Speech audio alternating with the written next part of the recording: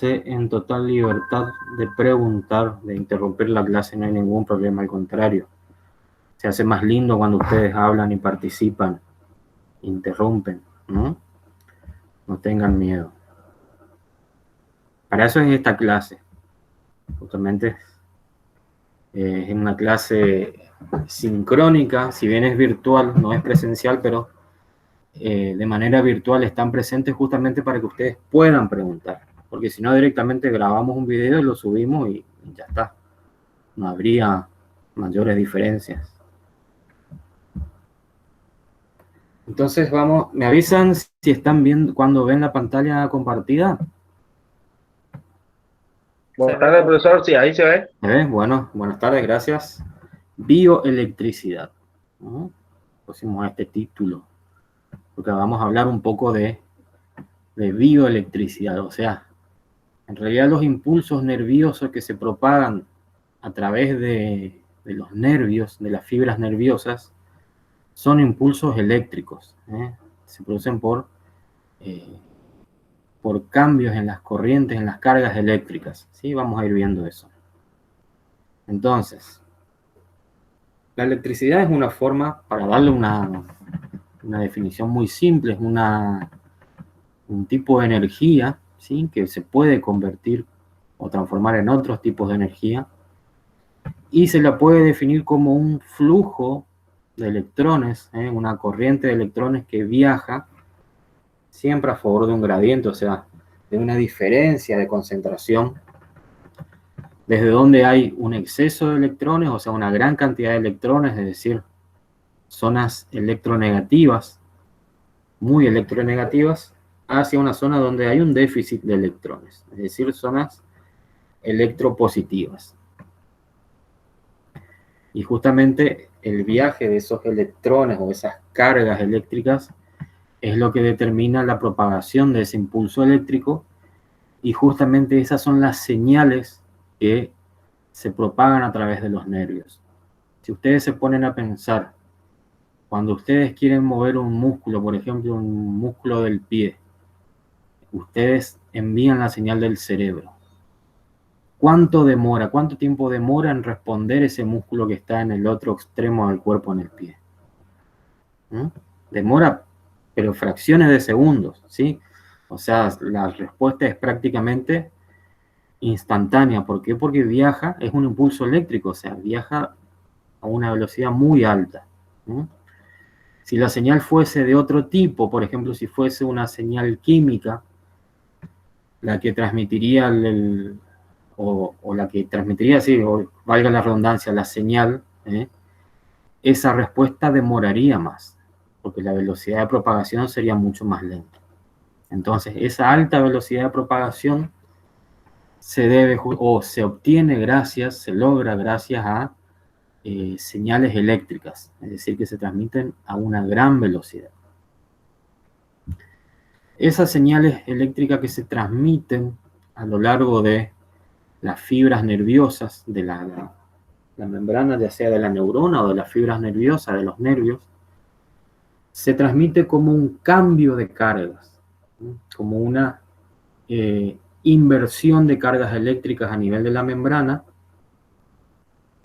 Esa inversión de cargas eléctricas o ese cambio de las cargas se denomina, y acá van a tener un término nuevo, se denomina potencial de acción. Ese potencial de acción, entonces, es ese cambio de las cargas eléctricas a nivel de la membrana, esa inversión de la carga, y ese cambio se va propagando a lo largo de toda la fibra hasta llegar al órgano efector. Acá tenemos esquematizado un axón, o sea, de una neurona, ¿sí? El eje de la neurona, con las membranas,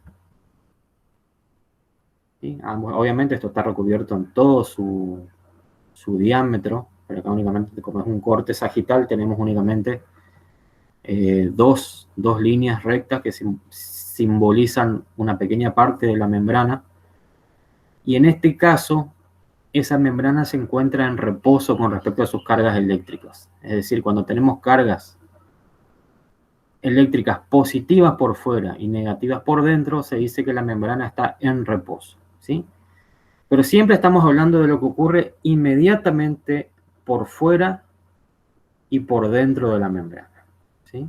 Esas cargas eléctricas que están inmediatamente por fuera y por dentro son las que se tienen en cuenta o se consideran cuando nosotros hablamos de este potencial de acción, ¿sí?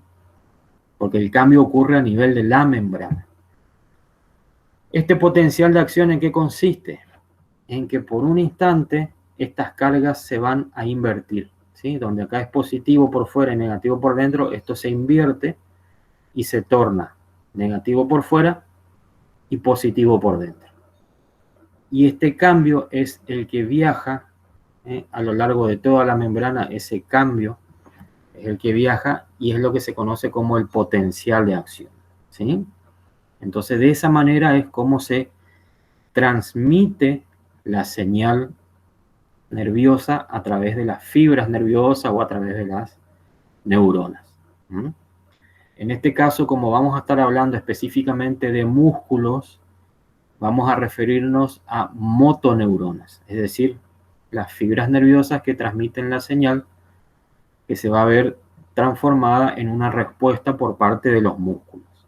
Esa respuesta que va a constar en una contracción muscular y por ende la producción o generación de algún movimiento, ¿sí?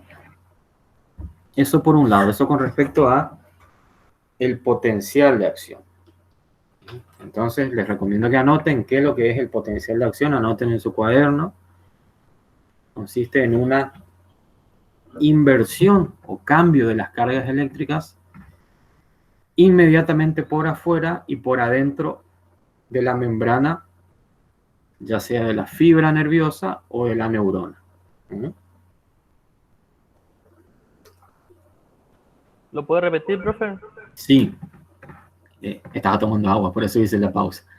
El potencial de acción es un cambio o inversión de las cargas eléctricas a nivel de la membrana de la fibra nerviosa. O dicho de otra forma, inmediatamente por afuera o por adentro de las fibras nerviosas, ¿sí? Eso es el potencial de acción. Y es la señal que se propaga a lo largo de toda la fibra nerviosa, ¿sí? Transmitiendo el mensaje. Es como el cable que lleva la señal. La fibra nerviosa es como el cable que transmite esa señal, ¿sí? Ya vamos a ver enseguida en más detalle cómo se genera ese cambio de cargas. ¿Alguna otra duda o inquietud? No, profesor. Bueno, vamos a hablar también de los músculos, ¿sí? ¿Se acuerdan que hablamos en la clase pasada de que teníamos un sistema que estaba conformado por músculos? Los músculos están constituidos en su mayor parte, una gran parte de ellos está formada por proteínas, diferentes tipos de proteínas. Ahora vamos a ir viendo cada una en más detalle. Y habíamos hablado anteriormente de que tenemos 3 tipos de tejido muscular. Tenemos un tipo de tejido que está conformado por músculo estriado. Tenemos acá abajo el músculo estriado, que a su vez se divide en músculo esquelético y cardíaco. Ambos son estriados con algunas diferencias. Después vamos a ver más adelante la fisiología cardíaca. Ahí vamos a entrar en más detalle con el músculo cardíaco. Y por otro lado tenemos el músculo liso, ¿sí? El músculo liso obviamente el músculo esquelético dentro del estriado, el músculo esquelético son los músculos que producen los movimientos en el organismo. El cardíaco es el músculo del corazón y el músculo liso se encuentra formando parte de diversos órganos, ¿sí? O podemos decir, nos encontramos en las vísceras, ¿sí? U órganos huecos también, ¿no? Tenemos que a su vez el organismo está compuesto por un 40%, o sea, toda la constitución del organismo en términos generales está constituida por un 40% de músculo esquelético y un 10% de músculo liso. ¿Cuáles serían las funciones de los músculos? Por ejemplo, la principal función obviamente es la de la motilidad, ¿sí? Son parte fundamental en la locomoción de los seres vivos, ¿sí? Los movimientos, locomoción y movimientos. También mantienen la forma y la posición, o sea, nuestra posición, la nuestra y la de los animales, la posición erguida, se logra gracias a los músculos posturales, ¿sí? Son grandes músculos que nos mantienen en posición, ¿sí? Y permiten mantener esa posición en contra de la gravedad de grandes fuerzas gravitatorias. También forman protección de órganos y tejidos frágiles. Esta función acá de recubrimiento del tejido óseo, bueno, así es obvio, o sea, está asociado en realidad al tejido óseo para producir la locomoción, y también participan en la producción o generación de calor, ¿sí? Cuando el organismo necesita generar calor porque tenemos una disminución de la temperatura exterior y con el calor producido por los procesos metabólicos no es suficiente, los músculos, digamos, entran en una serie de contracciones, o sea, empiezan a realizar una actividad contráctil de manera de producir o de generar calor, ¿sí? Que son los famosos escalofríos. Cuando nosotros estamos con frío, ¿qué hacemos? Comenzamos a temblar. Justamente ese temblor se debe a contracciones musculares que más que nada, o sea, en realidad lo que están haciendo es buscar generar calor, ¿sí? Para mantener el organismo a la temperatura necesaria. Por otro lado, tenemos el músculo liso, está formado, mientras que el músculo esquelético puede estar compuesto por fibras muy largas, ¿sí? Que pueden llegar a medir varios centímetros. En este caso, el músculo liso, el que se encuentra formando parte de las paredes de los órganos huecos, está formado por fibras pequeñas, ¿sí? La forma también de las fibras es diferente, son de forma fusiforme. A su vez, estas fibras musculares, hablando siempre del músculo liso en este caso, pueden estar asociadas de diferente manera. En este caso acá nos menciona en cuanto a tipos, dice unitario o visceral. Cuando dice este tipo de asociación del músculo, quizás esto lo vieron algo en histología.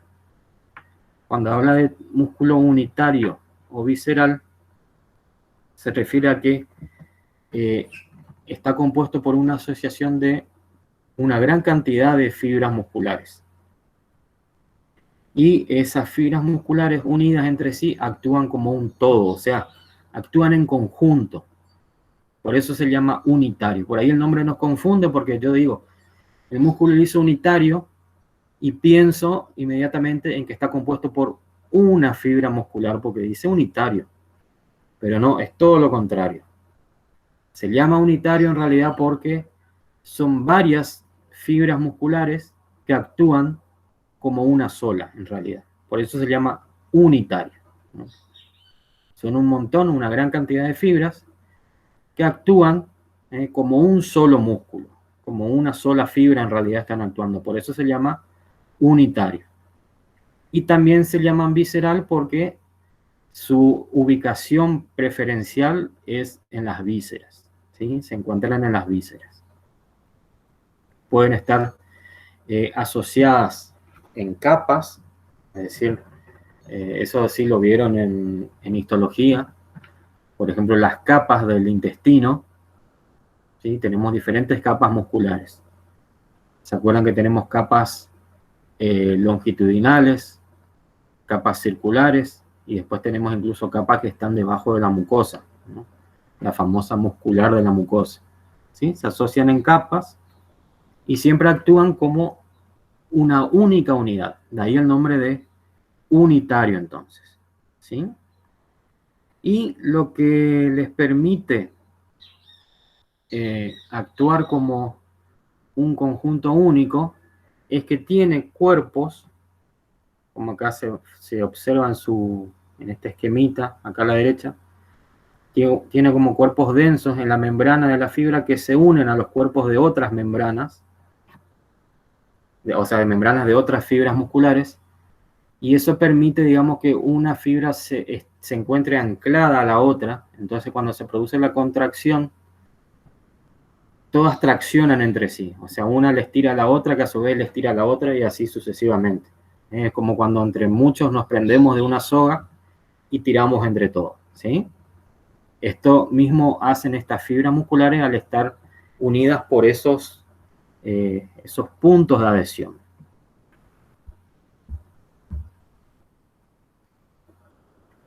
Fíjense, esos cuerpos densos, ¿no?, donde se van a unir entre sí, a su vez cuando las fibras musculares se contraen, toman esta forma, por así decirlo, es muy esquemático, pero ¿por qué? Porque cuando se contraen, en realidad estas líneas que ustedes están viendo acá, estas líneas cruzadas, son las proteínas contráctiles, ¿sí? Es decir, que cuando esta fibra muscular se contrae, estas líneas se acortan, en realidad se acortan entre sí, y lo que hacen es atraer un cuerpo denso hacia otro, ¿sí? Atraen uno hacia otro y se logra este aspecto. A su vez, si un cuerpo denso que está acá está unido al de otra fibra muscular contigua, que también se contrae, si todas entre sí se contraen y atraen sus cuerpos densos, disminuye el tamaño del músculo en sí. Y por lo tanto, si fuese un órgano hueco, disminuye el diámetro de ese órgano, ¿no? Así se logra, digamos, la función en este tipo de fibra muscular lisa. A diferencia de las fibras esqueléticas, donde todas las proteínas contráctiles, como vamos a ver enseguida, están dispuestas en paralelo, ¿sí? Estarían dispuestas en este sentido, así longitudinal, a lo largo de toda la fibra. Entonces, cuando se produce una contracción muscular en ese tipo de músculo, en el músculo estriado, el acortamiento es más que nada longitudinal, ¿sí? Se produce un acortamiento longitudinal. Y es lo que permite que se genere el movimiento, por ejemplo, en una articulación, ¿sí? Porque el músculo lo que está haciendo es traccionar el hueso que está en el otro miembro, ¿no es cierto? Lo tracciona y genera ese movimiento del miembro, etc.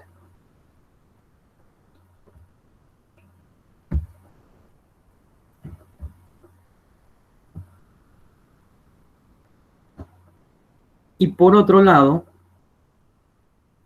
tenemos, ¿se acuerdan que hablamos acá de el tipo unitario o visceral? Vamos a tener el músculo liso multiunitario. El multiunitario, en este caso sí, las fibras musculares lisas se podría decir que actúan de manera independiente, ¿eh? Se dice fibras musculares lisas discretas, ¿eh? Y prácticamente cada fibra muscular actúa por separado. Cada una cuenta con su propia inervación. Eso es también otra diferencia con el músculo unitario, que nosotros tenemos una o pocas inervaciones, pocas fibras nerviosas que inervan a un gran conjunto de fibras musculares. ¿Por qué? Porque todas actúan en conjunto, en unidad. Y en este caso, si cada fibra actúa de manera independiente, cada fibra tiene que tener su propia inervación, ¿sí? Su propia fibra nerviosa que, digamos, que trae la señal, ¿sí? Estas fibras multiunitarias, por ejemplo, se encuentran en sitios donde se requiere de un trabajo más preciso, ¿no? No siempre, pero en algunos casos, ¿sí? Se requiere un trabajo más preciso, ¿sí? Lo que se logra siempre ajustando el trabajo, ¿sí? De precisión, justamente enviando señales a pocas fibras musculares por separado. O sea, únicas o pocas. Por ejemplo, nos encontramos en el músculo ciliar, que es el que regula está unido al cristalino en el ojo, ¿sí? Es el que permite el enfoque regulando el diámetro o el espesor del cristalino, o sea, es un trabajo muy preciso. También en el músculo del iris ocular, ¿sí? Permitiendo un mayor o menor pasaje de la luz hacia la retina, es el que dilata o contrae, por así decirlo, si bien no es la palabra adecuada, el iris, ¿no? Aumenta o disminuye el diámetro del iris, regulando la cantidad justa de luz necesaria. O sea, estos músculos tienen la misma precisión que una cámara fotográfica, ¿sí? Cuando nosotros, o en realidad las cámaras fotográficas copiaron de la naturaleza este funcionamiento, ¿sí? Con el iris estaría reemplazado o sea, en la cámara estaría siendo reemplazado por el diafragma de la cámara de foto. Cuando nosotros, si tenemos una cámara donde nosotros regulamos los parámetros de forma manual, el diámetro de apertura con el cual regulamos que entre más o menos luz, ¿sí? Se logra con ese diafragma. En este caso, el iris es el que cumple esa función, ¿sí? Y el músculo ciliar, que regula el diámetro o el espesor del cristalino para producir el enfoque de los objetos, estaría reemplazado en las cámaras fotográficas por las lentes. Y las cámaras en realidad lo que hacen es alejar o acercar las lentes del sensor para lograr ese enfoque, ¿sí? Pero todo esto fue inspirado en la naturaleza. Y fíjense que nosotros logramos un uso, un manejo de la visión muy, muy preciso. Eso se logra justamente con este tipo de actividad muscular, ¿sí? Una actividad muscular multiunitaria de una gran precisión. También encontramos, por ejemplo, en la membrana nictitante, que son esas membranas que cubren, membranas semitransparentes que cubren y protegen el globo ocular en algunos animales, y también, por ejemplo, en los músculos piloerectores. Si bien ahí no hace falta una gran precisión, pero bueno, también es característico de este tipo de músculos, ¿no es cierto?, que estén conformados por pocas fibras musculares. ¿Cómo venimos hasta acá? ¿Algo que quieran que se vuelva a ver? ¿Seguimos? ¿Cómo estamos? Bien, bien, profesor. ¿Bien, Oscar? Seguimos. Sí, bien, profe. Siga nomás. Bueno. Seguimos entonces. Cualquier cosa ustedes me chiflan y paramos. Entonces, ahora que tenemos una pequeña noción de cómo se transmite el impulso nervioso, de los músculos que tenemos en el organismo, vamos a hablar un poquito de la contracción muscular. Para eso vamos a tener diferentes actores dentro de la contracción muscular. Por un lado ya está este primer señor acá, que es el potencial de acción, que ya vimos lo que es, ¿sí? Es esa inversión de las cargas a nivel de la membrana. Vamos a hablar también de neurotransmisores. Ya vamos a ver el rol que tiene el neurotransmisor, que van a ser sustancias químicas. En este caso sí son sustancias químicas, ¿no? Los canales, la apertura de los canales, eso ya hablamos en la clase pasada, también se acuerda cuando mencionamos los transportes a nivel de membrana, en distintos mecanismos de transporte. había algunas situaciones donde para mejorar o para facilitar ese transporte a través de la membrana, nosotros tenemos, ya sea pueden ser portadores o transportadores o directamente canales, ¿sí? Son proteínas que adquieren una conformación como de un canal y permiten o facilitan el paso de algún elemento a través de la membrana.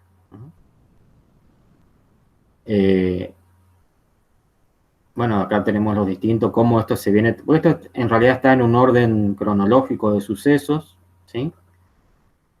De vuelta vamos a tener potenciales de acción en las membranas.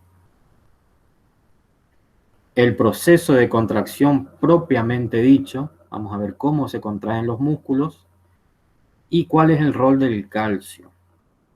El calcio tiene un rol muy importante en los procesos de contracción muscular.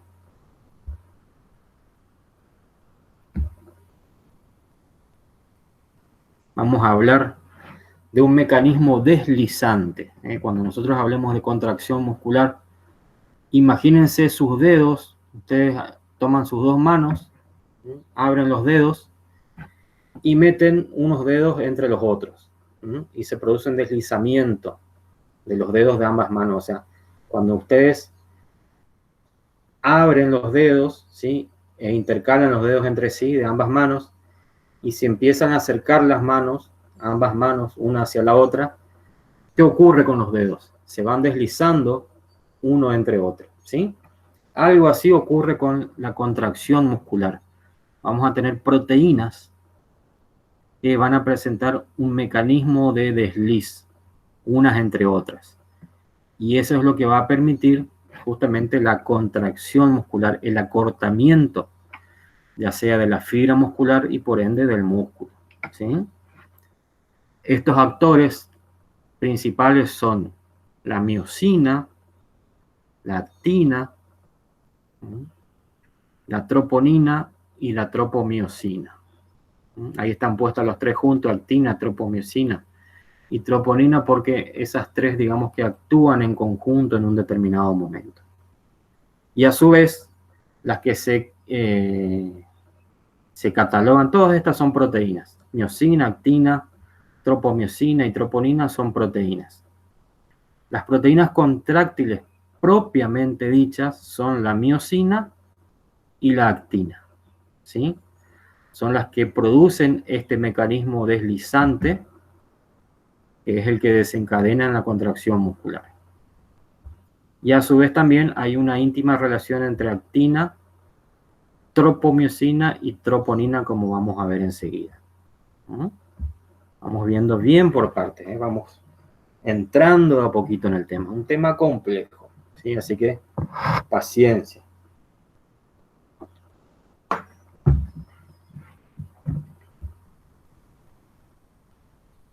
Bien, acá un poquito para ir viendo también, porque esto como son fenómenos activos, es una actividad que va a demandar energía, ¿sí? Va a demandar una fuente de energía. La energía proviene básicamente del ATP, ¿sí? Ustedes ya en bioquímica escucharon hablar del ATP, que es la moneda, digamos, energética en los procesos metabólicos, la moneda de intercambio energético. Ese ATP puede provenir de distintas fuentes. Por ejemplo, de la fosfocreatina o fosfato de creatina, ¿sí? Es una fuente rápida de energía. Después puede provenir, a su vez, también del glucógeno, o sea, en realidad de la glucosa, que puede estar como tal, como glucosa libre o almacenada en forma de glucógeno, ¿sí? Recuerden que la glucosa es un monosacárido, y acá abro un paréntesis.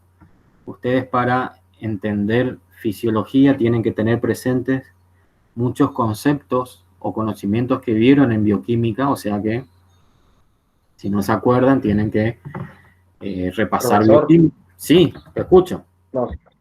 Nosotros la semana pasada tuvimos la primera clase de bioquímica, estamos cursando paralelo con su materia, ¿vio?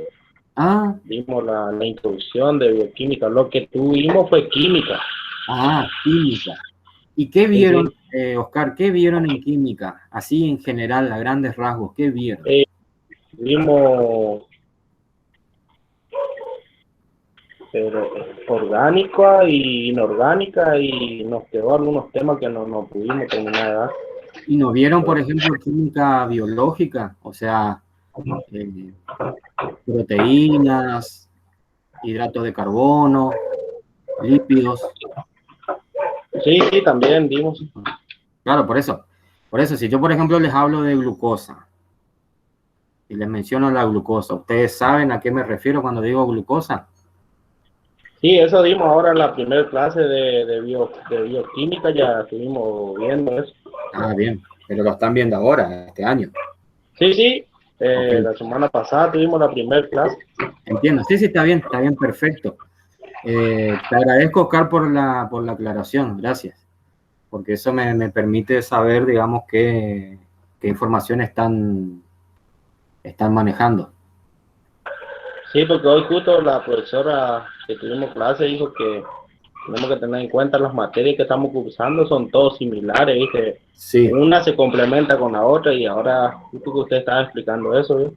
exactamente, exactamente. Esto no hay que tomarlo de forma aislada, sino, así como yo le decía en la primera clase, fisiología la tienen que tomar relacionando los distintos temas que vamos a ir viendo.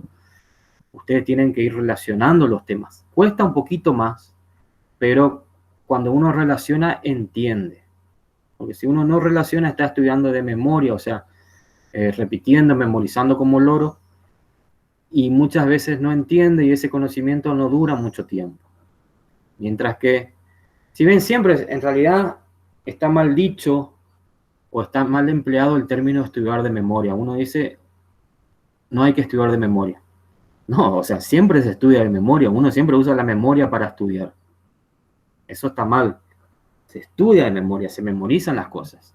Lo que hacemos referencia por ahí cuando nosotros decimos no hay que estudiar de memoria es a esa forma de estudiar repetitiva, ¿sí? De tratar de meter los conocimientos por repetición, sin razonar.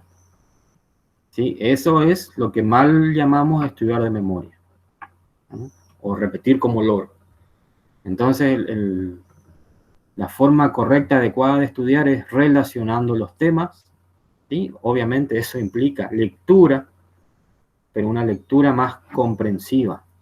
Y obviamente que también va a hacer falta de repetición, pero desde otro punto de vista, desde otro enfoque. ¿Eh? Repetir razonando. Y está perfecto lo que dijo Oscar, que justamente amplió eso de relacionar no solo los temas entre sí de fisiología, sino ir viendo, ir relacionando, o por ahí la palabra más indicada es ir integrando los conocimientos que están viendo en las otras materias. ¿No? Entonces, acá, por ejemplo, lo que ustedes vieron en bioquímica sobre los hidratos de carbono, sobre la glucosa, etcétera, fíjense que también estamos hablando acá. ¿No? Estamos hablando de la glucosa, que es un azúcar, es un carbohidrato de molécula simple, es un monosacárido porque está compuesto por una sola molécula, que a su vez el organismo puede reservarlo, el organismo animal, ¿sí? Puede almacenar glucosa en forma de glucógeno, ¿no? Es un polímero, es decir, una molécula formada por muchas unidades, muchos monómeros de glucosa, ¿sí? Entonces vamos a tratar, como ustedes vienen viendo en paralelo un poquito bioquímica, vamos a ir también hablando de estos conceptos para evitar posibles desconocimientos. Después también tenemos los ácidos grasos, que es otra molécula también de alto peso molecular, que se encuentra en el tejido graso. O sea, la grasa está compuesta en gran parte por ácidos grasos, y como ustedes esto sí ya deberían saber, la grasa constituye un depósito o un almacenamiento de energía en el organismo. Entonces, los ácidos grasos son la fuente de energía que tiene el organismo. También, en realidad, el depósito energético, y los ácidos grasos también sirven como fuente energética. ¿Sí? A su vez, o sea, en realidad el organismo lo primero que va a usar es el fosfato de creatina, luego va a utilizar la glucosa. Una vez que agota toda la glucosa, va a comenzar a utilizar glucógeno. Y por último, echa mano a los ácidos grasos. ¿Sí? Por último, por eso a nosotros nos cuesta tanto cuando hacemos actividad física y queremos reducir nuestro tejido adiposo, nuestra grasa corporal, cuesta bastante bajar esa grasita indeseada, ¿sí? Porque es lo último que el organismo utiliza. ¿No? A su vez, la forma de utilizar estos sustratos energéticos se puede dar de dos maneras. De una forma anaeróbica, es decir, en ausencia de oxígeno, un metabolismo anaeróbico, o mediante un metabolismo oxidativo, es decir, con presencia de oxígeno. Eso también vamos a ir viendo. No sé si hablaron algo de eso también, ya sea en química o en bioquímica. ¿Hablaron de la glucólisis o no? Todavía no. Pregunto nomás para saber.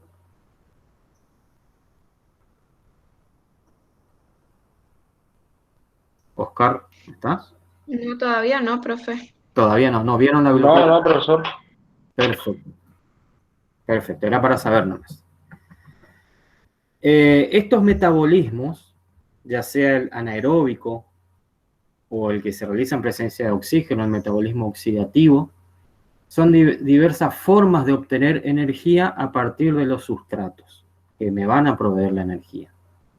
Le voy a dar características así muy superficiales. Después su profesor de bioquímica o profesora, no sé qué tienen, les va a dar mucho más en detalle y más bien explicado que lo que yo les voy a explicar, ¿sí? Esto no va a reemplazar lo que les va a decir su profesor.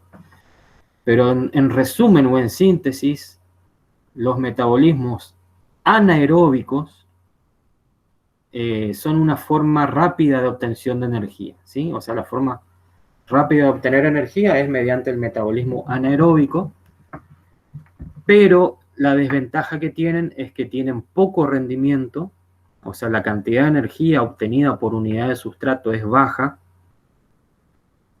y por lo tanto también generan mucho residuo, es decir, que es algo que se agota fácilmente. Mientras que el metabolismo oxidativo, si bien es más lento al momento de proveer la energía necesaria, ¿sí? Le demora más tiempo, su rendimiento en cuanto a la obtención de energía por unidad de sustrato es mucho mayor, es muchísimo más alto, y los productos finales de desecho, o sea, son en menor cantidad, y básicamente el desecho es dióxido de carbono y agua. ¿Sí? Entonces, no, es mucho mejor el metabolismo oxidativo. Y ahí le pongo dos ejemplos. Seguramente alguno de ustedes o alguna, cuando hacían educación física o si siguen haciendo actividad física actualmente, por ejemplo, cuando realizamos una carrera de 100 metros o de 200 metros llanos. ¿Qué ocurre? O con cualquier corredor que corra 100 metros. Nosotros corremos de una forma muy rápida, o sea, vamos a la máxima velocidad posible. Pero ¿cuánto tiempo podemos estar corriendo en esa velocidad? Fíjense, corremos los 100 metros, no sé, nosotros lo podemos hacer en 12 segundos quizás, las personas normales, comunes. No sé cuánto está el récord mundial ahora, no recuerdo. Pero, ¿y qué pasa? ¿Podemos seguir corriendo a esa velocidad por más tiempo? ¿Podemos correr 1 kilómetro a la velocidad de que corremos los 100 metros llanos? No, profesor. ¿Qué pasa? No. No nos da, no nos cansamos, no nos responde el cuerpo. Pero si queremos correr una maratón a un ritmo más lento, ahí podemos correr 5, 10, 15, 20 kilómetros, ¿sí? Si una media maratón podemos llegar incluso a correr 42 kilómetros, ¿sí? En la maratón completa o más incluso en las ultramaratones. Pero ¿qué ocurre ahí? Con los metabolismos energéticos. Cuando nosotros estamos corriendo los 100 metros llanos, ¿qué ocurre? El músculo necesita la mayor cantidad de energía, ¿sí?, en el menor tiempo posible. ¿Por qué? Porque tiene que trabajar a la mayor velocidad posible. Entonces necesita toda la energía posible que se le pueda suministrar, de una forma rápida, porque la necesita ya. Entonces, ¿qué metabolismo va a utilizar cuando nosotros estamos corriendo esa carrera rapidísima? El anaeróbico. Bueno, ¿Sí? El metabolismo anaeróbico que nos suministra energía de forma rápida, pero se agota rápidamente, rinde poco, agota las reservas muy rápido y me genera muchos productos de desecho.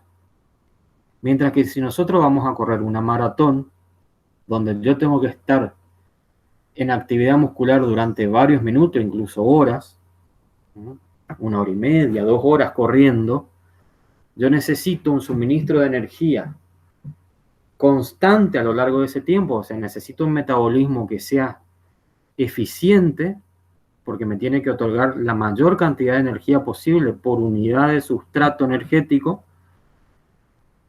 Tiene que ser duradero, porque me tiene que suministrar energía durante mucho tiempo, pero me pone un límite, ¿sí?, de que el suministro va a ser más lento.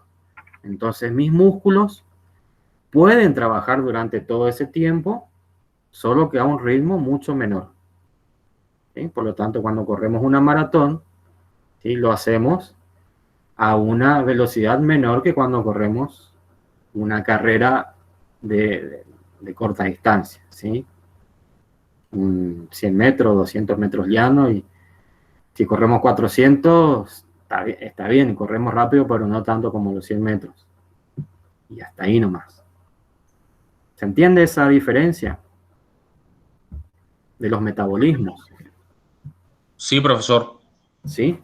Repito, lo van a ver mucho mejor con su profesor de bioquímica, que es el que maneja mejor esta información. Esto no tiene la finalidad de reemplazar esa clase, sino que cuando vayan viendo, presten atención a eso, porque fíjense que ya hablamos de este tema sin que ustedes lo hayan cursado todavía. O sea, antes de cursarlo ya vieron que es un tema que necesitan aprender. Entonces presten atención cuando hablan de la glucólisis, del ciclo de Krebs. Se van a querer morir cuando vean esos ciclos. Pero bueno, por suerte no me toca darles a mí. Pero bueno, necesitan aprenderlo, ¿sí? No se asusten, tampoco no los quise asustar. ¿Seguimos? Ya complicado, profesor. Ya nos asustamos, ¿eh? ¿Cómo? Ya complicado, ya le agarramos miedo a ese ciclo de Krebs. Con el Sí. nombre nomás. Sí, no, la profesora, la doctora Gabriela, también les puede decir que no fue fácil cuando nosotros cursamos bioquímica. Es complicada, es pero se entiende, no es difícil tampoco si uno lo estudia y lo lee bien, no es tan. Sí, Pero tiene muchos nombrecitos, tiene muchos nombres muchos nombrecitos, eso es lo complicado. Sí, sí. Pero no, hay que sentarse y estudiar, no hay otra. Sí, es una de las cosas que sí, que tienen que sentarse y como dijo bien la profesora, sentarse y estudiar, ¿sí? Y es algo que es, fíjense lo bueno que ustedes ya están viendo de antemano, que van a necesitar esa información, ¿eh? Ya saben, porque por ahí uno se pregunta, ¿para qué necesito esto? Y bueno, acá ya estuvimos hablando de eso antes de que cursen el tema. Y acá también, fíjense, ya que estamos hablando de los tipos de actividad musculares, tenemos mencionado fibras musculares rápidas y lentas. Ya vamos a ver enseguida. Primero vamos a hablar de contracción, tipos de contracciones. Isométrica e isotónica. ¿Qué significa iso? Así como está escrito, con S. No iso de hacer, ni de izar la bandera. Iso con S, ¿qué significa?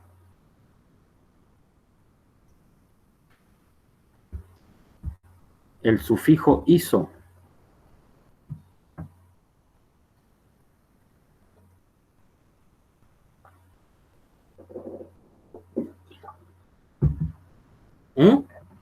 ¿Qué significa? Igual, profe. ¿No sería igual? Igual, ¿sí? Igual o lo mismo, ¿sí? Entonces, contracción isométrica, y métrico hace referencia a longitud, ¿sí? Entonces, contracción isométrica hace referencia a una contracción donde el músculo mantiene la longitud, donde el músculo mantiene su longitud, pero de todas maneras igual se contrae. Por ejemplo, ustedes, supongo que están sentados en una silla, agarren con sus manos la silla donde están sentados y traten de levantarla, ¿eh? O agarren con una mano, la otra déjenla libre y traten de levantar la silla. Obviamente no van a poder. Sería muy raro si logran levantar su silla donde están sentados. Pero ¿qué pasa? ¿Se mueve el músculo? O sea, ¿el miembro se está moviendo? No, no se mueve, ¿eh? Pero nosotros sí estamos contrayendo los músculos del brazo. Ahora, si ustedes agarran con la mano que quedó libre y a medida que hacen ese movimiento de querer levantar la silla, tocan los músculos del brazo, ¿qué ocurre con ellos? ¿Qué cambian sus músculos? ¿Qué cambio sufre el músculo cuando hacen ese movimiento? Ese es un movimiento de contracción isométrica. ¿Por qué? Porque se contrajo el músculo, pero no hubo cambio en la longitud del mismo, porque no se experimentó ningún movimiento del miembro. Eso fue una contracción isométrica, no varió la longitud. ¿Qué varió en el músculo? Toquen el músculo y ¿qué cambia? La dureza del músculo al contraerse. Exactamente. Bien, Joaquín. Cambia el tono muscular, lo que varía es el tono. Cuanto más fuerza yo estoy realizando, ¿sí?, aumenta el tono muscular, porque está habiendo en realidad una contracción. Pero como no hay un cambio en la longitud, esa contracción se traduce en un aumento del tono muscular, ¿sí? Entonces, esa es una contracción isométrica, donde la longitud permanece constante y lo que varía es el tono muscular. Y ahora veamos la otra contracción, la isotónica. En este caso seguimos usando la palabra iso, que significa igual, y tónica justamente hace referencia al tono. Muevan simplemente el miembro libremente. Muevan el brazo, por ejemplo. Muévanlo, hagan un movimiento de flexión y extensión, sin ninguna resistencia. En ese caso, el músculo está variando de longitud, porque el miembro se está moviendo, ¿eh? Pero ¿qué pasa si ustedes tocan, así como dijo Joaquín, la dureza del músculo? Tratan de percibir la dureza o el tono. ¿Va a variar ese tono muscular?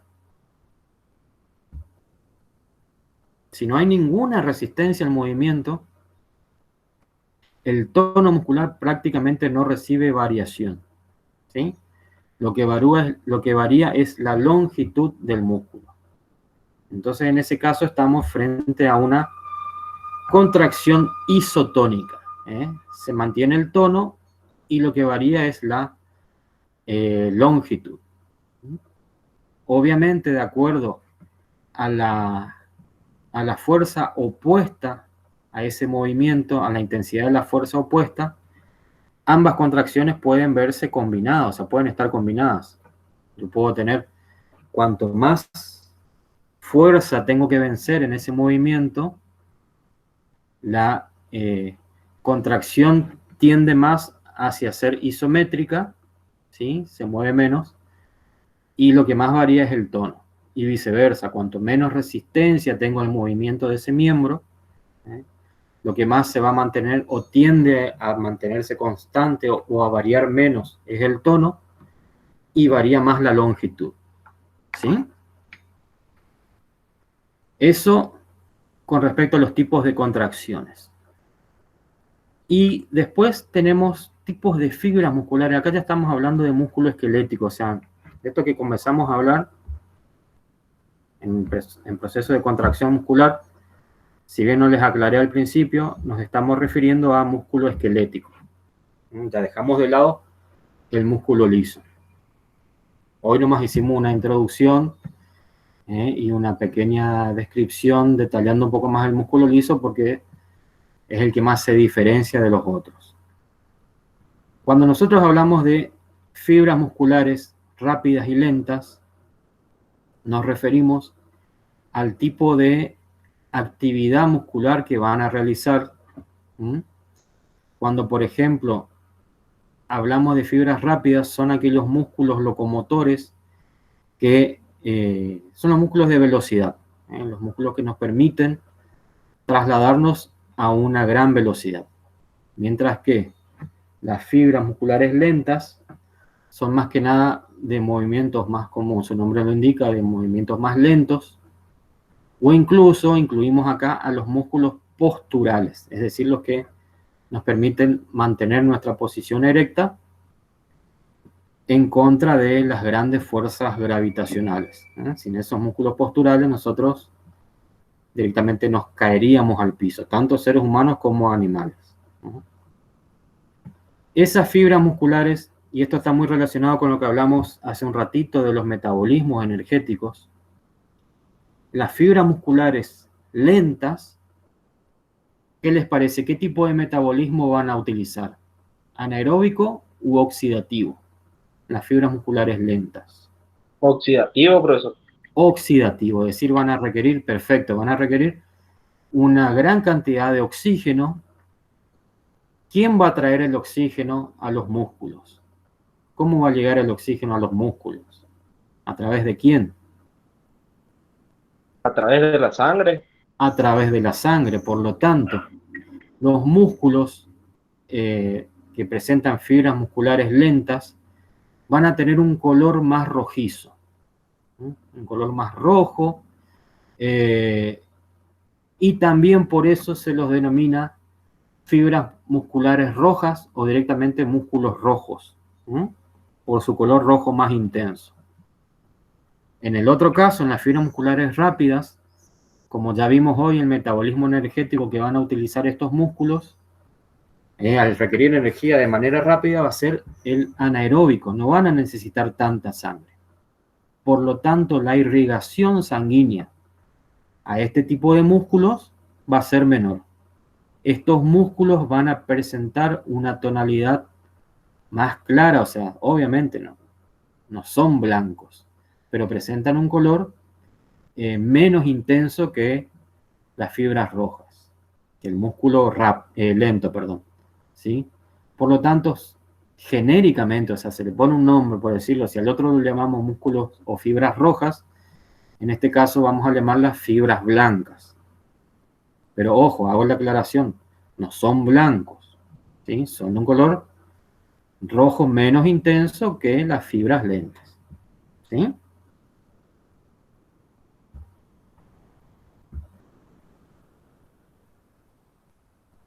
¿Estamos hasta acá? ¿Cómo venimos?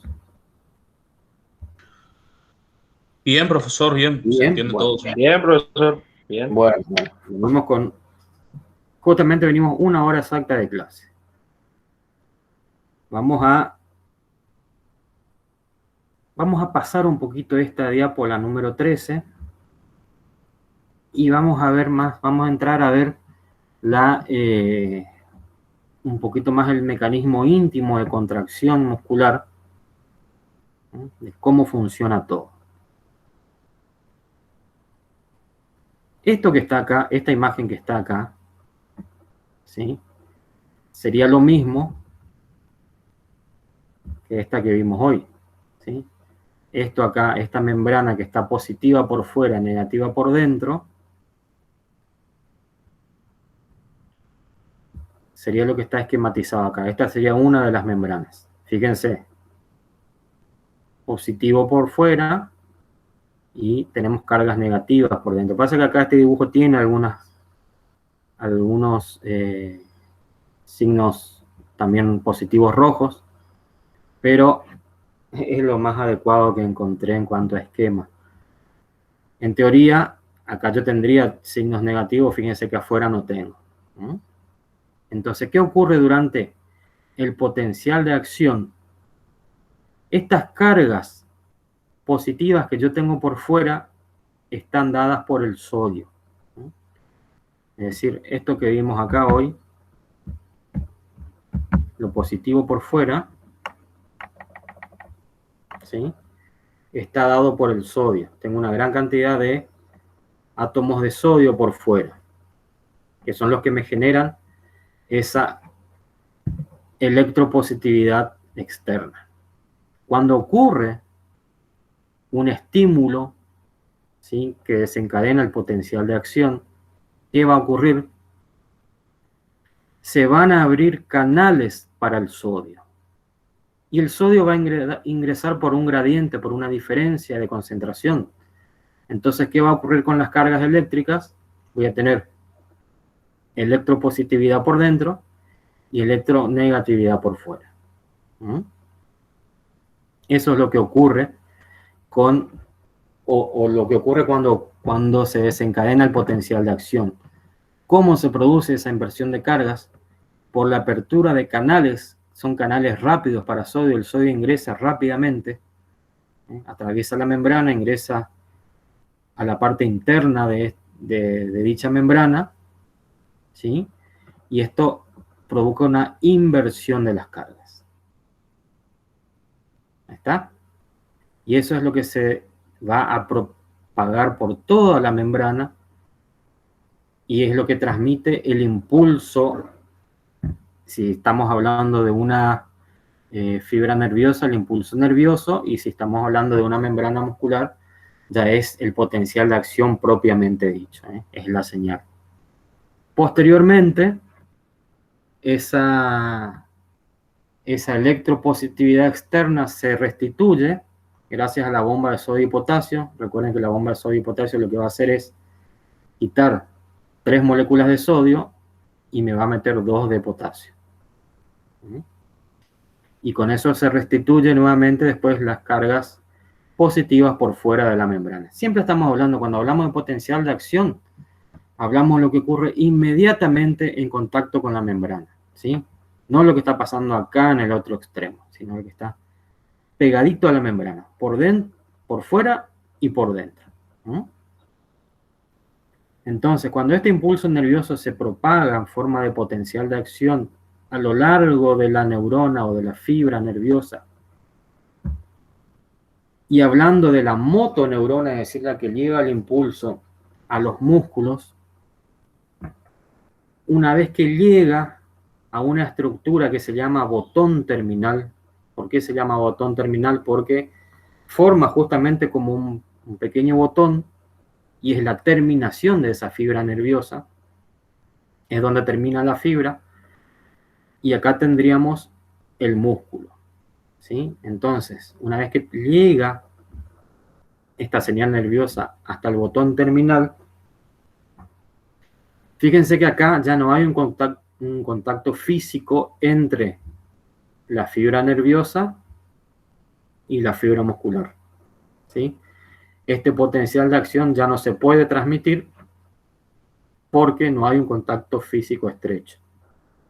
Es lo mismo que un cable eléctrico estuviese cortado, ¿sí? Se corta el cable, se interrumpe la transmisión.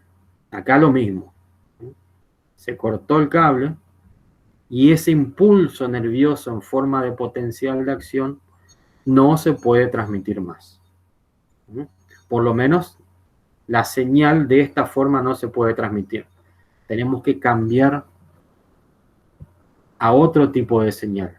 Y ahí es donde entra a jugar lo que mencionamos hoy como neurotransmisor, ¿sí? Es decir, una sustancia química que va a actuar como mensajero o como el que va a llevar la señal desde la fibra nerviosa a la fibra muscular.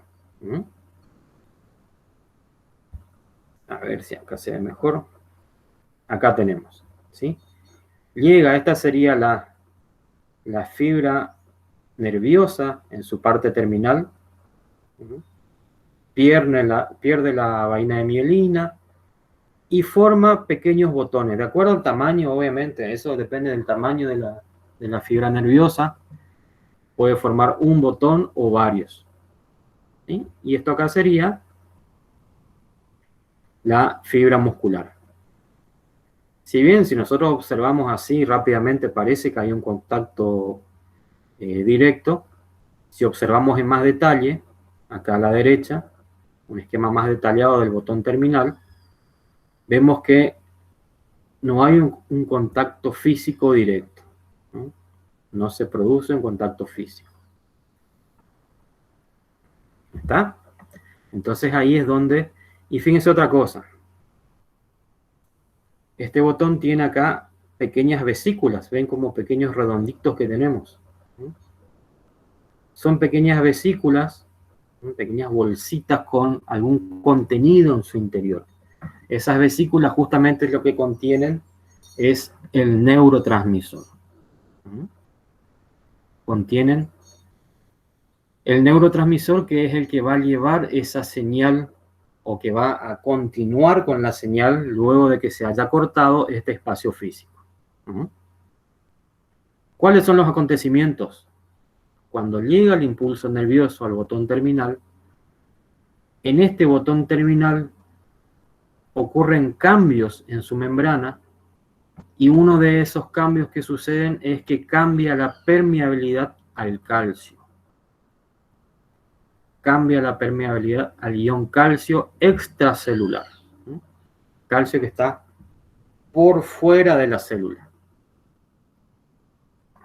Hago esta aclaración porque después vamos a ver que hay otro calcio que participa, que está dentro de la célula. Fíjense acá, hay otro calcio que participa.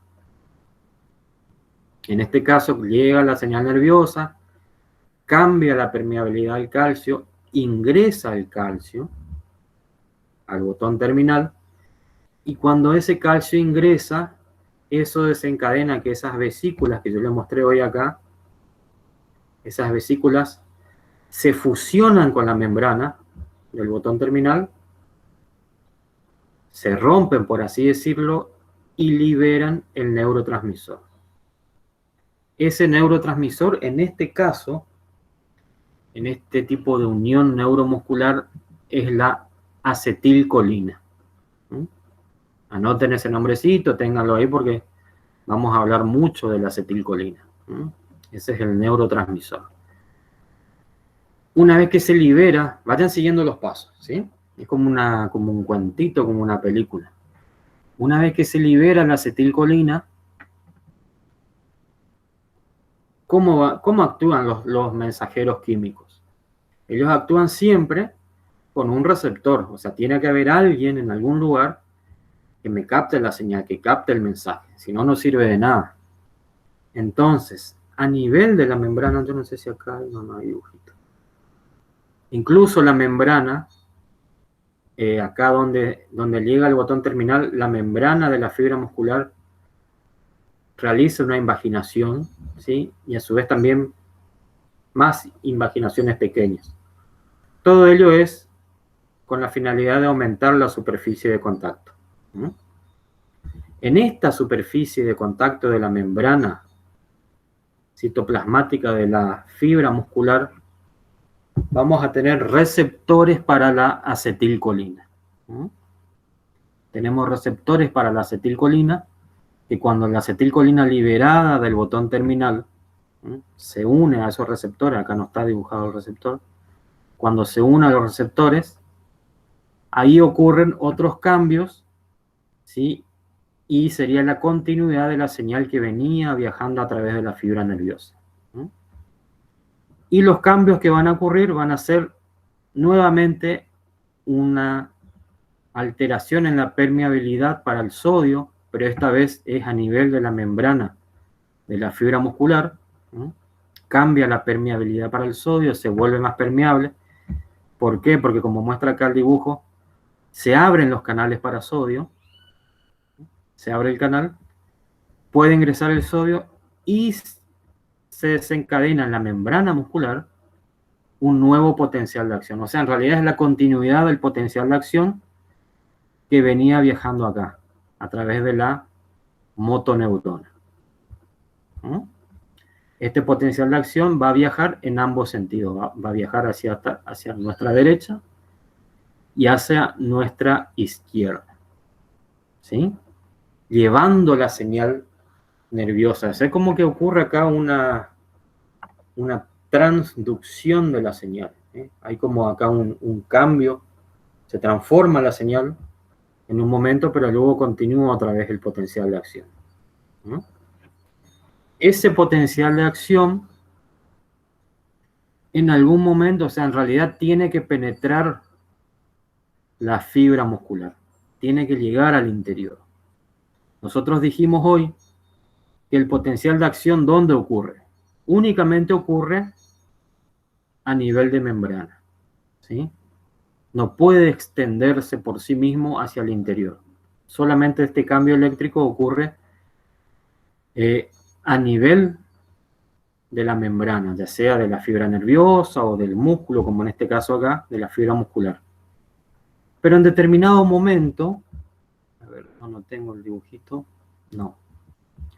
En determinado momento, esta membrana muscular, o sea, la membrana de la fibra muscular, sufre invaginación, es decir, sufre proyecciones hacia el interior de la célula y por allí es por donde se va a propagar o va a ingresar este potencial de acción que se generó acá, que se propagó por toda la superficie, en esas invaginaciones que se llaman túbulos T y que a su vez están en contacto con lo que se llama cisternas del retículo sarcoplásmico, ¿sí? Porque es del sarcoplásmico, es porque pertenece a la fibra muscular. Esas cisternas contienen una gran cantidad de calcio. ¿Sí? Entonces, esas invaginaciones están en contacto con esas, o sea, están en contacto estrecho con esas cisternas. ¿Por qué? Porque ese calcio que está dentro de esas cisternas tiene que liberarse. ¿No? Tiene que liberarse al citosol para cumplir otra función. ¿No? Y en este caso era ese otro calcio que yo les mencioné y les dije que no se confundan con este calcio que actúa acá a nivel del botón terminal cuando llega el impulso. Este es un calcio extracelular. Cuando el potencial de acción que se transmitió desde la fibra nerviosa vía neurotransmisor, que en este caso es la acetilcolina, al sarcolema, es decir, a la membrana plasmática de la fibra muscular, potencial de acción que se propaga a lo largo de la membrana, en algún momento ingresa a través de los túbulos T y hace contacto con las cisternas del retículo sarcoplásmico, esas cisternas van a liberar calcio. Y en este caso el calcio va a ir al citosol. Estamos hasta acá. Acá hacemos un pequeño paréntesis para ver si quedó claro o si surgió alguna duda.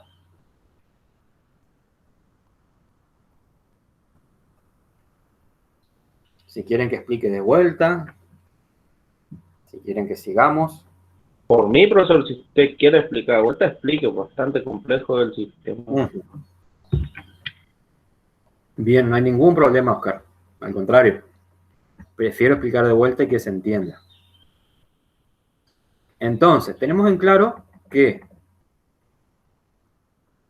No voy a empezar de vuelta acá de la electricidad, pero el potencial de acción se transmite a través de la membrana y son cambios de polaridad, de inversión de polaridad que ocurren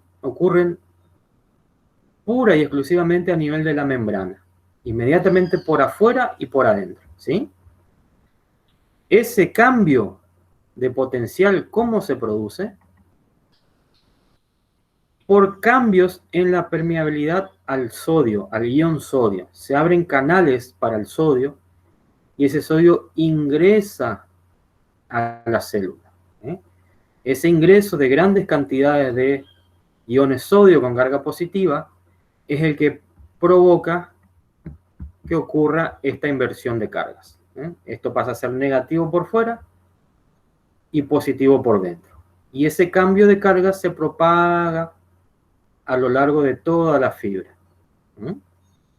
ya sea muscular, ya sea nerviosa. ¿Sí? Así es como se traduce esa señal.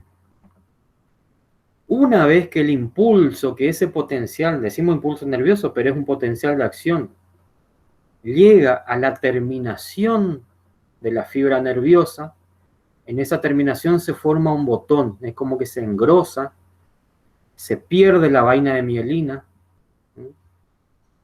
y aumenta el tamaño, forma como una callosidad, por así decirlo, como un botoncito, ¿sí? Una vez que ese impulso nervioso llega al botón terminal, ese botón terminal forma una relación íntima con la fibra muscular, la membrana plasmática de la fibra muscular o sarcolema se invagina para recibir al botón terminal.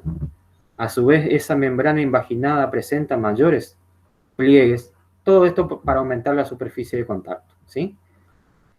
Pero en realidad no hay un contacto físico propiamente dicho. Permanece un espacio, O sea que este impulso nervioso que llegó en forma de potencial de acción no puede saltar directamente de la fibra nerviosa a la fibra muscular. Se interrumpe el espacio físico, o sea, el contacto físico en realidad, no puede saltar directamente. ¿Cómo continúa la señal? Mediante un neurotransmisor, mediante un mensajero químico. En este caso, en este botón terminal, hay vesículas que contienen una sustancia que se denomina acetilcolina. Esa acetilcolina, cuando llega el impulso nervioso, cambia la permeabilidad al calcio en el botón terminal e ingresa calcio extracelular. Ingresa al botón terminal calcio extracelular. Ese ingreso de calcio hace que las vesículas que contienen la acetilcolina se fusionen con la membrana del botón, es decir, se unen y se rompen. Entonces eso libera a la acetilcolina. Esa acetilcolina que se libera se va a encontrar con la membrana plasmática, acá en la membrana plasmática de la fibra muscular, ¿sí? Se va a encontrar con receptores, porque si no es en vano, no puede actuar la acetilcolina si no hay receptores. Cuando se unan los receptores, acá en membrana de la fibra muscular, se van a abrir canales para el sodio. Y nosotros vamos a tener que en estado de reposo, o sea, el potencial de reposo también en la fibra muscular, así como en la fibra nerviosa, voy a tener cargas electropositivas por afuera y electronegativas por dentro. Diferencia de cargas. Cuando se unió la acetilcolina a los receptores y se abrieron los canales para el sodio, este ingresa y provoca una inversión de carga acá en la fibra muscular, en la membrana de la fibra muscular. El famoso potencial de acción. Y este potencial de acción se va a propagar para este lado, para este otro lado, ¿sí? Rápidamente dispara para ambos lados. Como dijimos hoy, el potencial de acción solo ocurre a nivel de membrana y yo tengo que esta señal tiene que ingresar a lo profundo de la célula muscular. En ciertas zonas de la membrana muscular voy a tener invaginaciones de la misma, lo que se llama túbulos T. Esas invaginaciones lo que van a hacer es propagar el potencial de acción al interior de la fibra.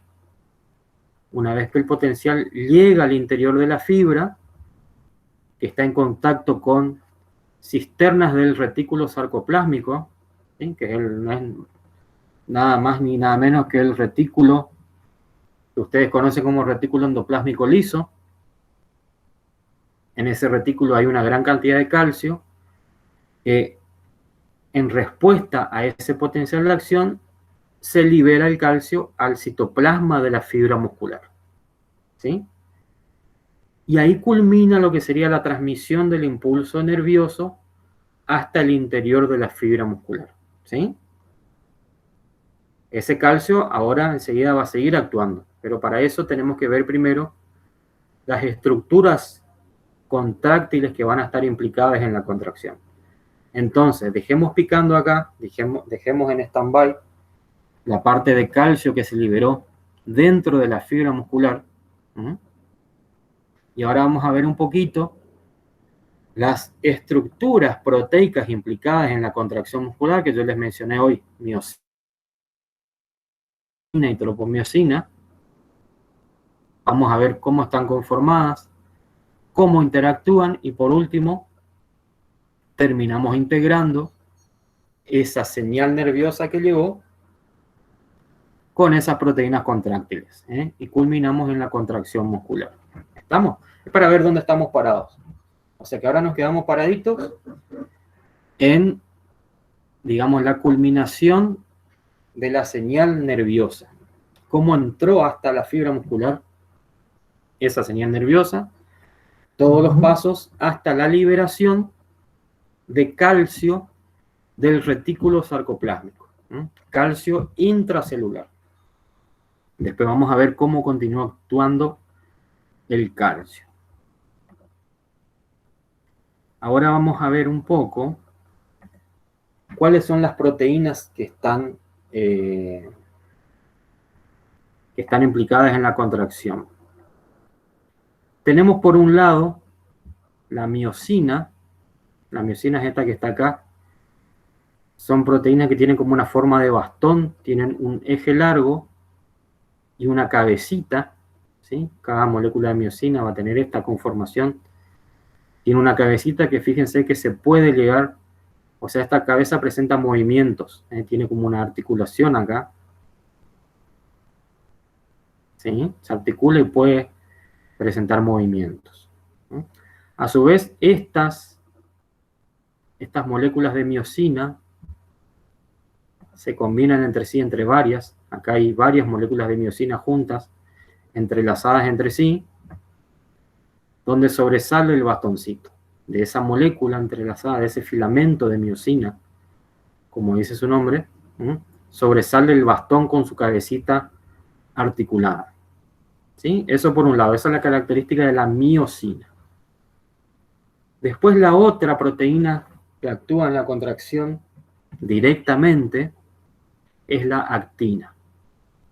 La actina está compuesta por unidades globulares. Tiene numerosas unidades globulares. Y es la que va a interactuar, como muestra su esquema acá.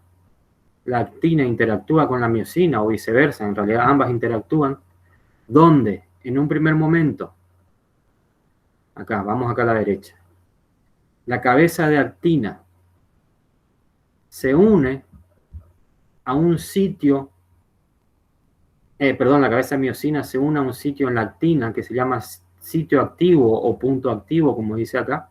Son puntos específicos donde ahí únicamente se puede unir la miosina, no se puede unir en cualquier lugar, sino en esos sitios activos de la actina.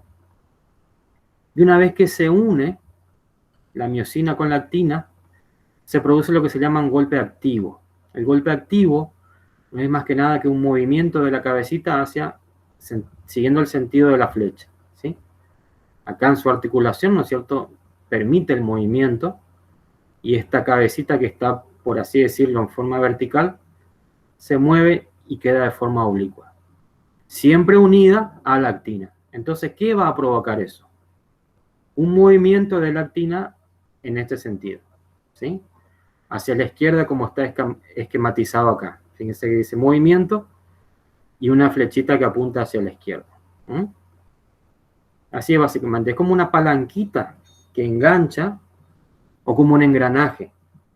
Porque en realidad son numerosas cabezas de miosina que se van a unir a la actina, al filamento de actina, y a su vez tenemos varios filamentos de actina y miosina, y todas van a ir actuando, ¿sí?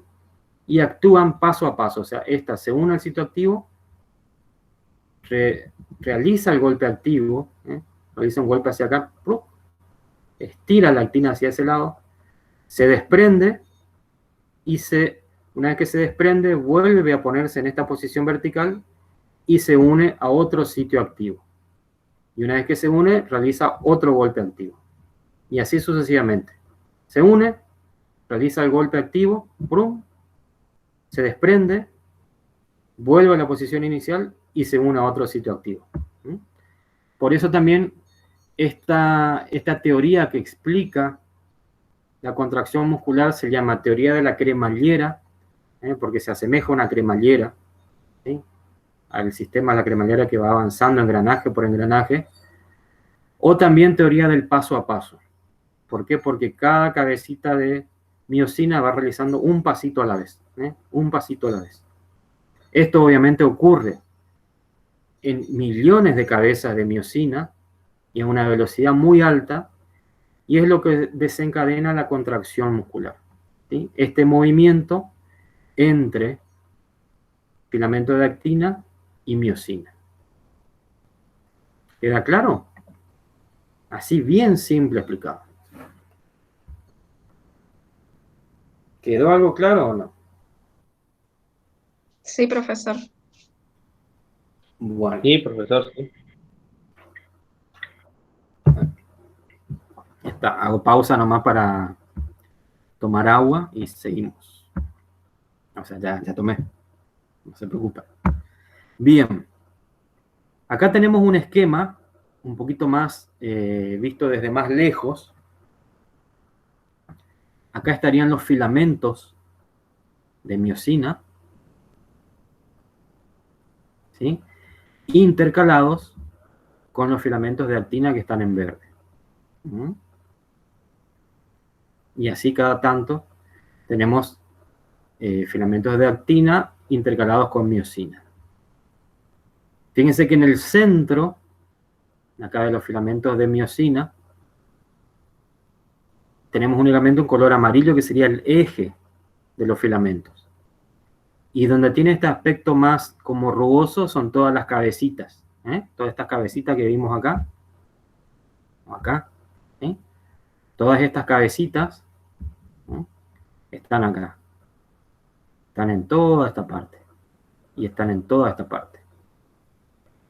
¿Cómo funciona esto? Todas las cabecitas que están de este lado, ¿sí? Las que están acá bien a la izquierda, traccionan hacia acá. Traccionan hacia la derecha. Y todas las cabecitas que están de este lado, del lado derecho, traccionan hacia acá. Traccionan hacia la izquierda. Entonces, cuando se produce un fenómeno, llega un potencial de acción y se desencadena la contracción o la actividad de estos filamentos, estos filamentos de actina se dirigen hacia acá, hacia la derecha, y los que están acá a la derecha se dirigen hacia la izquierda. Es decir que, como resultado global, esta línea que se llama línea Z y esta línea Z se acercan entre sí. O sea, todas en realidad, porque también lo que tenemos acá,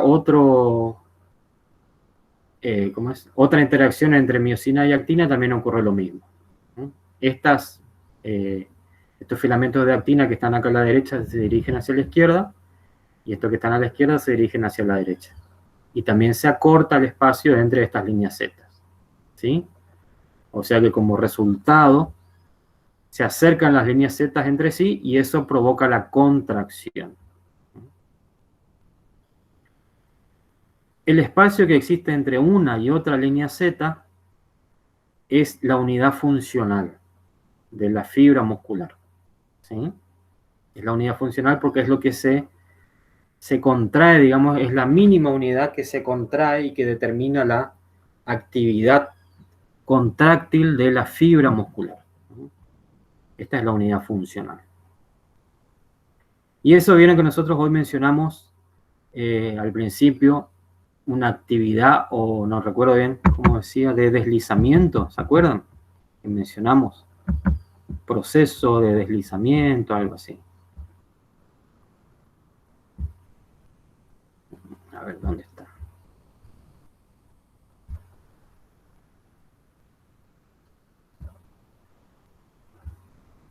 Acá. Mecanismo deslizante de la contracción. ¿Por qué decimos que es un mecanismo deslizante? Porque va a haber un deslizamiento entre los filamentos de actina y miosina. Y se produce como una interdigitación. ¿Se acuerdan que yo les dije hoy? Ponemos los dedos de la mano izquierda entre los dedos de la mano derecha. ¿Sí? Y si acercamos las manos, se produce un deslizamiento entre los dedos de ambas manos. ¿Sí? Lo mismo ocurre con estos filamentos. ¿Sí? Ocurre un deslizamiento dado por la tracción que generan las cabecitas, ¿sí?, del filamento de miosina. Cuando se une al punto activo, tracciona, en este caso, hacia la izquierda. ¿Sí? Eso por un lado. Por otro lado, tenemos las otras proteínas que también actúan, que son la tropomiosina y la troponina. Estas proteínas, tropomiosina y troponina, juntamente tienen íntima relación con la actina, por eso hoy se las mencionaba juntas, y tienen como finalidad controlar la contracción, o sea, ejerce un mecanismo de control. ¿De qué manera? Cuando el músculo está en reposo, la tropomiosina lo que está haciendo es bloquear los sitios activos de la actina. Si está bloqueando los sitios activos de la actina, la miosina no se puede unir a esos sitios activos y no se puede producir la contracción, ¿sí? Porque está tapado el sitio donde enganchan los engranajes, por así decirlo. No puede haber interacción, no puede haber contracción. Esa acción la ejerce la tropomiosina. Después tenemos la troponina, que es una proteína globular. La tropomiosina es filamentosa. La troponina es una proteína globular que está compuesta por 3 subunidades: troponina T, troponina I y troponina C. T, I y C. Acuérdense, tic nervioso. Troponina C, troponina I y troponina T, troponina I y troponina C. ¿Qué función cumple qué función cumplen esas subunidades? ¿O cómo actúa este mecanismo de regulación? Y ahora nos retrotraemos un poquito a esta parte de acá. ¿Se acuerdan que llegamos a que el potencial de acción que venía viajando por la neurona, cuando llega a este punto, al no haber un contacto físico, se libera un neurotransmisor que es la acetilcolina, se une al receptor de membrana y se desencadena un nuevo potencial de acción en la membrana muscular, de la fibra muscular. Ese potencial se propaga por la fibra muscular, penetra por los túbulos T, ¿sí?, que son invaginaciones simplemente de la membrana plasmática de la fibra muscular. Cuando penetra, eso ocasiona que se libere calcio del retículo sarcoplásmico liso, de la fibra muscular, y justamente ese calcio liberado se va a unir, fíjense que acá tenemos un calcio, se va a unir a la subunidad C de la troponina, es decir, a la troponina C. También tiene que haber presencia de magnesio. Se une a la subunidad C. Esa unión de calcio a la troponina C ocasiona un cambio conformacional de la molécula que provoca, mediante la subunidad T, el traccionamiento de la tropomiosina, es decir, como que estira a la tropomiosina y la retira del sitio de bloqueo de los sitios activos, o sea, del bloqueo de los sitios activos. O sea, repito, el calcio liberado del retículo sarcoplásmico se une a la troponina C.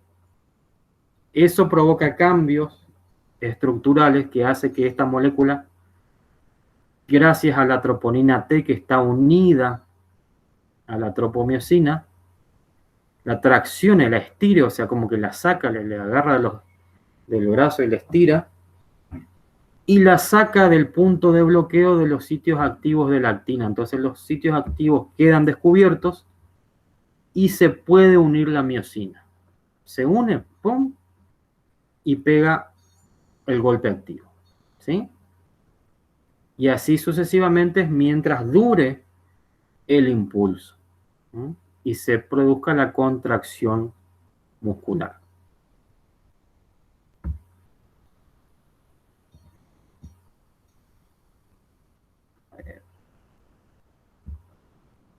¿Se entendió?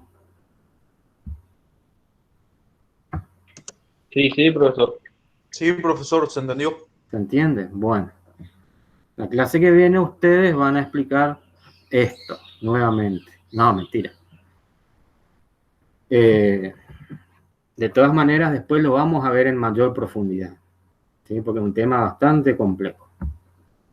Pero quiero que tengan una idea, una noción. ¿Mm? Entonces, así es como se desencadena la contracción muscular. Cómo llega la señal y cómo interactúan entre sí las proteínas contráctiles, por un mecanismo de deslizamiento, porque las cabecitas de miosina traccionan a la actina hacia el centro, ¿sí? De un lado y del otro traccionan y logran un acortamiento de la fibra muscular. Cuando una fibra muscular, o sea, una célula muscular, recibe un impulso nervioso, se contrae con su mayor intensidad posible, o sea, no hay término medio de contracción. Estamos hablando de una fibra muscular, ¿sí? De una sola célula. Es decir que una sola célula no tiene manera de controlar la fuerza de contracción, porque cuando se contrae lo hace con su mayor intensidad posible, ¿sí? O dicho de otra forma, la fibra muscular, la célula muscular, o no se contrae o se contrae, ¿sí? O sea, o está relajada, está en estado de reposo, o se encuentra en estado de máxima contracción. No tiene término medio. Y eso se denomina, eso recibe el nombre de, o sea, se enuncia como una ley que se conoce como ley del todo o nada. Esa ley del todo o nada, ténganlo bien presente, se aplica a una célula muscular. O sea, se aplica a las células musculares por separado. La ley del todo o nada. ¿Y qué nos dice la ley del todo o nada? Que cuando la fibra muscular, hablando de célula, se contrae, lo hace con su mayor intensidad, ¿sí? No hay término medio, ¿sí? Eso da pie para seguir hablando de otra cosa, pero primero les quiero comentar qué pasa o cómo esta célula entonces deja de contraerse. ¿En qué momento se interrumpe la contracción? Porque si el receptor que se liberó acá va a estar unido, si el neurotransmisor, en este caso la acetilcolina, va a estar unida a su receptor, todo el tiempo va a estar ingresando sodio y se va a estar produciendo ese potencial de acción. Entonces tiene que haber un mecanismo de control que diga o que interrumpa ese estímulo. Tiene que haber una interrupción de estímulo como mecanismo de control. Entonces, acá en el exterior va a haber una enzima que se llama acetilcolinesterasa, que una vez que el neurotransmisor se unió al receptor, cumplió su función, inmediatamente está actuando la acetilcolinesterasa y está destruyendo al neurotransmisor como mecanismo de control para interrumpir esa contracción. Nosotros, si queremos continuar con la contracción o una nueva contracción, debemos enviar una nueva señal, ¿sí? Pero si no, la contracción, por lo menos acá la señal del potencial de acción se interrumpe porque actúa esa enzima que es la acetilcolinesterasa, que lo que va a hacer es destruir a la acetilcolina. Eso para entender un poquito. Y para ir terminando, vamos a ver algunos conceptos. Hoy no vamos a ver todos, pero me interesa hablar de unidad motora, lo que es la unidad motora, lo que es, bueno, fuerza, ya hablamos de la fuerza máxima de contracción de una fibra, pero si yo les digo, a ver, si una fibra muscular cuando se contrae con su máxima intensidad, o dicho de otra forma, se contrae o no se contrae. ¿Cómo un músculo regula su fuerza de contracción? Porque el músculo, ese conjunto de muchísimas células musculares, varía en fuerza de contracción, ¿o no? Yo puedo elegir cuánta fuerza realizar, ¿sí? Si yo quiero levantar un objeto liviano, realizo poca fuerza de contracción. Si quiero levantar un objeto más pesado, realizo una mayor fuerza de contracción. Entonces, ¿cómo el organismo o el músculo regula la fuerza de contracción? ¿Cómo logramos eso si la ley del todo nada nos dice que cuando una fibra muscular se contrae con la mayor intensidad posible? Si nosotros hacemos extensivo eso a todas las fibras musculares que forman un músculo, tendríamos que cada vez que el músculo se contrae, ¿se contraería con su máxima fuerza o no? Si nosotros aplicamos el concepto de ley del todo o nada a todas las fibras musculares que forman un músculo, cuando ese músculo se contrae, lo va a hacer con su máxima fuerza de contracción. Siempre serían contracciones extremadamente fuertes. No habría contracciones moderadas. O dicho de otra forma, no podríamos regular la fuerza de contracción. Pero eso no es así.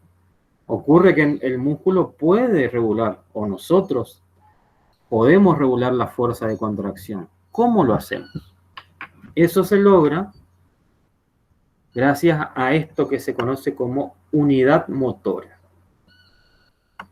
¿Y qué es una unidad motora? Una unidad motora está compuesta por una fibra nerviosa que a su vez esa fibra se ramifica y va a inervar a un cierto número de fibras musculares. Es decir, que un músculo va a estar inervado por varias fibras nerviosas, por lo tanto un músculo va a estar compuesto por varias unidades motoras. O dicho de otra forma, también podemos definir como unidad motora al conjunto de fibras musculares que son inervados por una motoneurona. Eso es unidad motora. El conjunto de fibras musculares inervadas por una motoneurona o por una fibra nerviosa. Un músculo entonces va a estar compuesta por varias unidades motoras. Y las fibras musculares de las diferentes unidades motoras están distribuidas a lo largo de todo el músculo, o sea que están intercaladas entre sí. No es que yo tengo una unidad motora con sus fibras en una parte, todas juntas, aisladas, porque si no, si yo quisiera contraer esa unidad motora, se va a contraer una partecita del músculo. Las unidades motoras están distribuidas a lo largo de, o sea, las unidades motoras sí, está bien, Están distribuidas a lo largo de todo el músculo, en toda su extensión, con sus fibras musculares intercaladas entre sí, de tal forma que actúan en colaboración las unidades motoras. Y ese es el mecanismo que tiene el músculo para regular su fuerza de contracción. ¿De qué manera?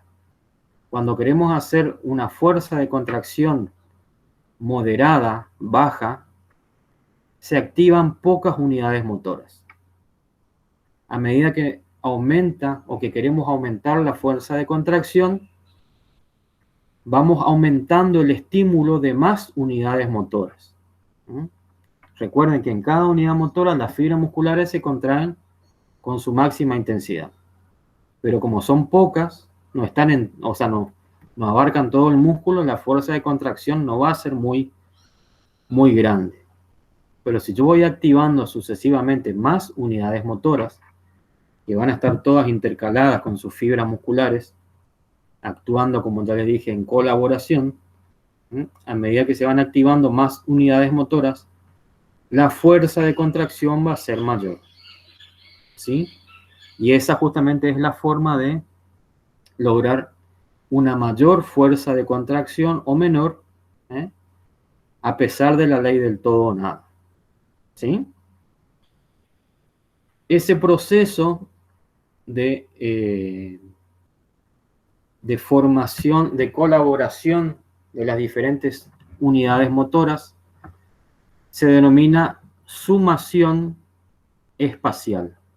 Se suman diferentes unidades motoras en el espacio y eso me determina una mayor fuerza de contracción o menor en el caso contrario cuando quitamos unidades motoras.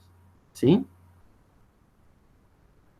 Eso con respecto a unidad motora, a fuerza de contracción, a sumación espacial. Después, por ejemplo, la tetanización vamos a ver luego en otro momento. Cuando, acá ya estamos terminando. El efecto escalera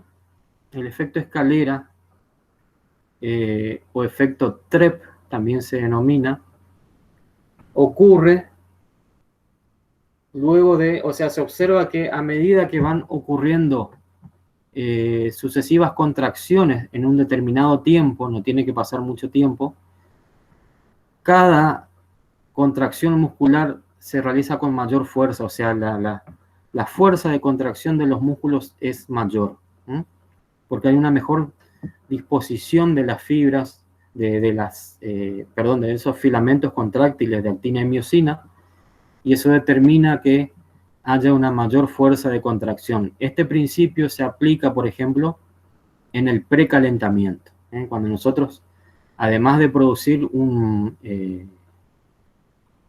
estiramiento, una elongación, que eso también nos sirve en el rendimiento deportivo, también se produce este efecto escalera donde nosotros mejoramos la eficiencia de contracción, porque hay una mejor interrelación entre esos filamentos de actina y miosina.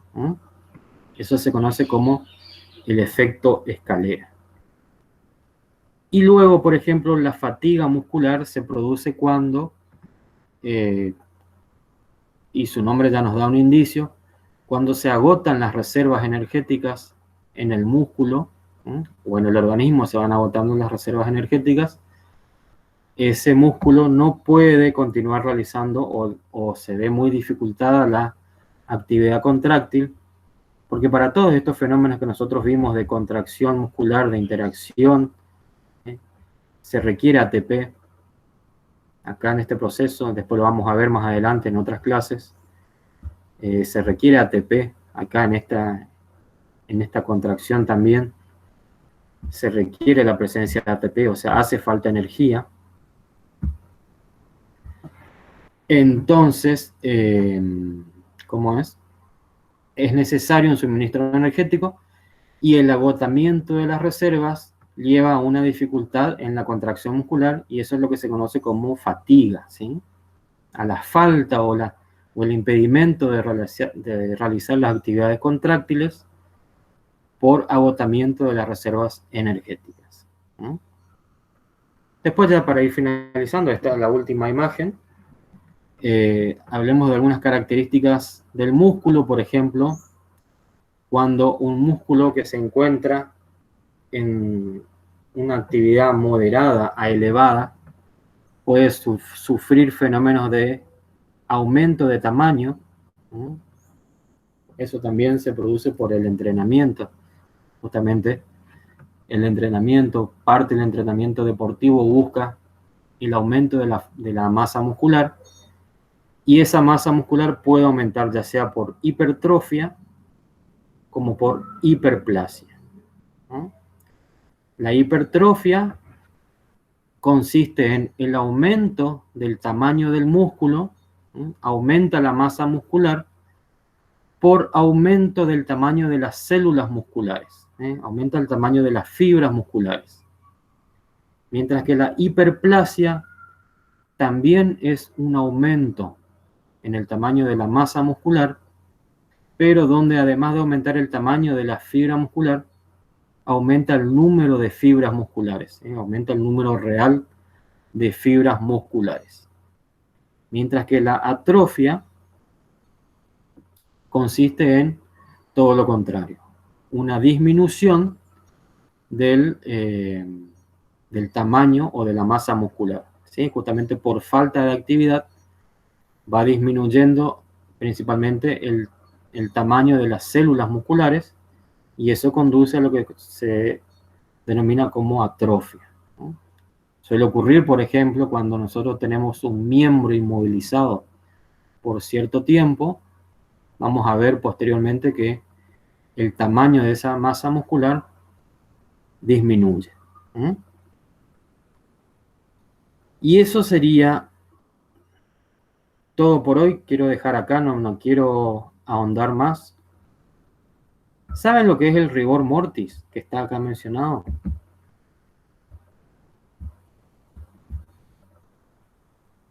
¿En qué consiste el rigor mortis? ¿Qué es?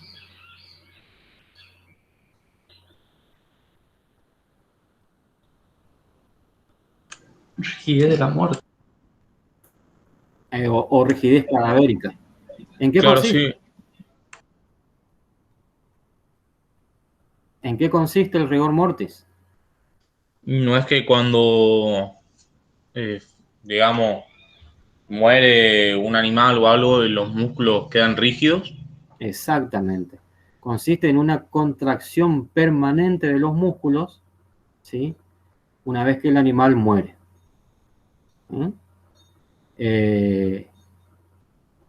Pasado cierto tiempo,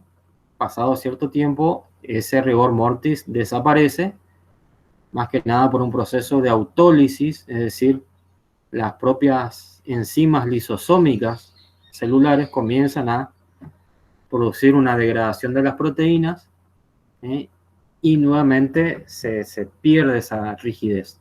Pero inicialmente, con la muerte del animal, pasado poquito tiempo, se produce una rigidez por un estado de contracción permanente de los músculos. O sea que en el rigor mortis están íntimamente implicadas las proteínas contráctiles, y más que nada la actina y la miosina.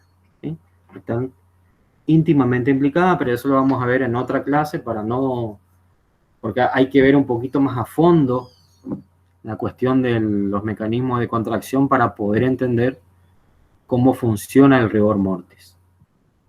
Por eso también, cuando se va a consumir un animal faenado, hay que darle un tiempo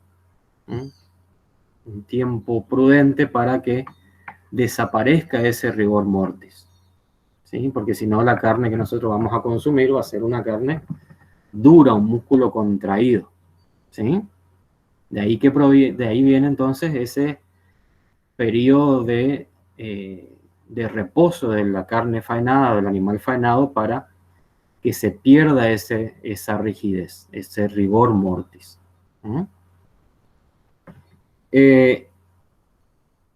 Exactamente casi 2 horas. Son las 16:06. Arrancamos 14:11.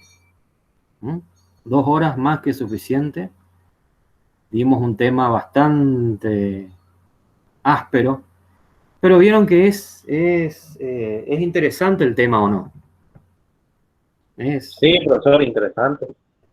Sí. A tu tono de voz, Oscar. No, en serio, estoy haciendo chistes, ¿no? Es un tema muy interesante, pero complejo. Así que vamos a darle un tiempo adecuado, no nos vamos a saturar con esto, vamos a hacer bien las cosas. Si no hay preguntas, esto sería todo por hoy. Nos estaríamos viendo la clase que viene. Como dijimos, voy a cortar la grabación. Como hablamos